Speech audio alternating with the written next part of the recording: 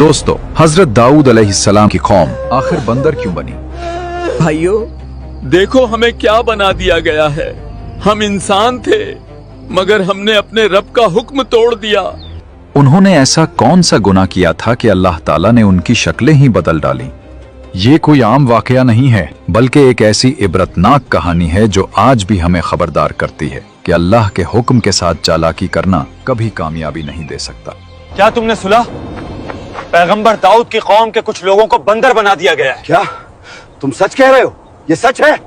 हाँ, उन्होंने अल्लाह की नाफरमानी की जात, उन्होंने सब्त के दिन शिकार किया जबकि वो मना किया गया था। अल्लाह अकबर।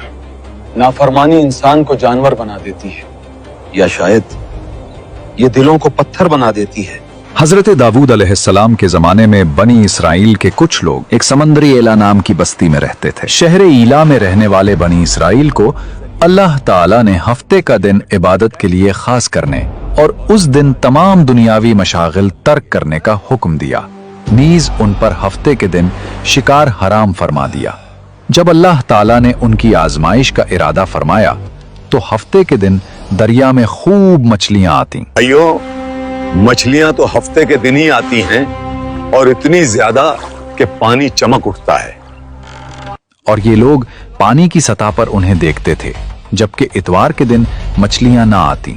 शैतान ने उनके दिल में वसवसा डाला कि तुम्हें मछलियां पकड़ने से मना किया गया है, लिहाजा तुम ऐसा करो कि दरिया के किनारे बड़े बड़े हौज बना लो और हफ्ते के दिन यानी सैटरडे को दरिया से उन हौजों की तरफ नालियां निकाल लो। यूं हफ्ते को मछलियां हौज में आ जाएंगी और तुम इतवार के दिन उन्हें पकड़ लेना। चुनाचे उनके एक गिरोह ने यह कहा, सुनो दोस्तों, हम आज रात अपने जाल बिछाएंगे। हम अल्लाह के हुक्म को नहीं तोड़ेंगे, हम बस अकलमंदी से काम लेंगे। शुक्रवार को हम नदी के किनारे बहुत से गड्ढे खोदेंगे। शनिवार की सुबह हम नदी से उन गड्ढों तक नालियां बनाएंगे, जिन नालियों के जरिए पानी के साथ आकर मछलियां गड्ढों में कैद हो जाएंगी, और रविवार के दिन हम उन्हें बाहर निकाल लेंगे।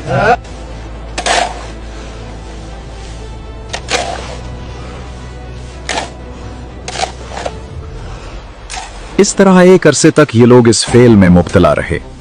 इनके इस अमल की वजह से इस बस्ती में बसने वाले अफराद दो गिरोहों में तकसीम हो गए थे। एक हिस्सा ऐसे लोग थे जो हफ्ते के दिन मछली का शिकार करने से बाज रहे और शिकार करने वालों को मना करते थे, और एक हिस्सा वो खताकार लोग थे जिन्होंने हुक्म इलाही की मुखालफत करते हुए हफ्ते के दिन मछली का शिकार किया। मछली का शिकार करने वाले लोग इस मासियत से बाज ना आए तो मना करने वाले गुरोह ने उनसे कहा, अब से हमारा तुम्हारे साथ कोई वास्ता नहीं रहेगा, क्योंकि तुमने अल्लाह सर्वशक्तिमान के हुक्म का पालन नहीं किया। इसके बाद उन्होंने गांव तकसीम करके दरमियान में एक दीवार खींच दी। मना करने वालों का एक दरवाजा अलग था जिससे आते जाते थे, और खताकारों का दरवाजा जुदा था। हजरत दाऊद अलैहिस्सलाम ने उन खताकारों पर लानत की तो एक रोज मना करने वालों ने देखा कि खताकारों में से कोई बाहर नहीं निकला। Something is wrong. और इन्होंने ख्याल किया कि शायद आज शराब के नशा में मदहोश हो गए होंगे। चुनाचे उन्हें देखने के लिए दीवार पर चढ़े तो देखा कि वो बंदरों की सूरतों में मस्ख हो गए थे। अब ये लोग दरवाजा खोलकर अंदर दाखिल हुए तो वो बंदर अपने रिश्तेदारों को पहचानते और उनके पास आकर उनके कपड़े सूंघते थे, और ये लोग उन बंदर हो जाने वालों को नहीं पहचानते थे। इन लोगों ने बंदर हो जाने वालों से कहा, क्या हम लोगों ने तुम्हें इससे मना नहीं किया था? उन्होंने सर के इशारे से कहा, हाँ। इसके 3 दिन बाद वो सब हलाक हो गए और मना करने वाले सलामत रहे। बंदर बन जाने वालों की तादाद 12,000 थी। ये सब 3 दिन तक जिंदा रहे और इस दरमियान में कुछ भी खा पी ना सके, बल्कि यूं ही भूखे प्यासे सब के सब हलाक हो गए। शिकार से मना करने वाला गिरोह हलाकत से सलामत रहा, और सही कौल ये है कि दिल से बुरा जानकर खामोश रहने वालों को भी अल्लाह ताला ने हलाकत से बचा लिया।